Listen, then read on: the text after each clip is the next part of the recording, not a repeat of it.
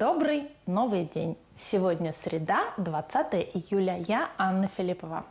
Сделать лето ярче. Это всегда отличная задача. Как с ней справляются горожане?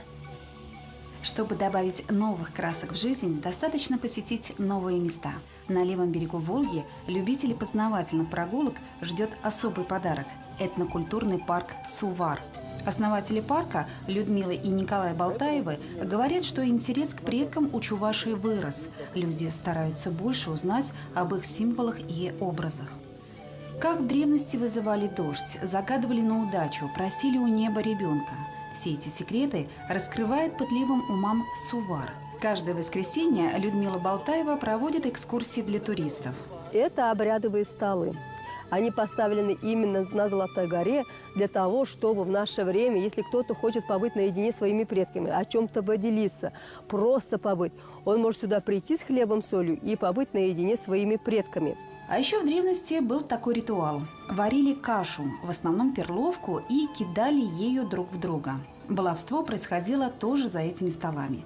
Считалось, что после такого обряда с неба обязательно хлынет дождь. В парке каждая скульптура со смыслом. Вот эта девушка – богиня Хыбар, имя которой переводится как «весть». Она приносила и добрые, и худые известия. А этот воин здесь с 2004 года – строгий, нелюдимый. Именно к такому месту молодая девушка, когда она после замужества приходит в дом своего мужа, подходит к такому трону, садится и произносит обрядовые слова, чтобы был достаток в доме, чтобы дети были здоровы и чтобы в доме была любовь. Вообще среди деревянных скульптур образ матери главенствующей. Вот сразу 3 поколения – бабушка, мать и дочь. Почитание родителей считалось у Сувара святым. Есть парки и места, где наши прапрапрабабушки просили у природы детей. Существовал особый ритуал, о котором также можно узнать в ходе экскурсии. Я приехала из Чебоксар. Я здесь 4 уже раза. Я был в парке, я видел деревянные фигуры.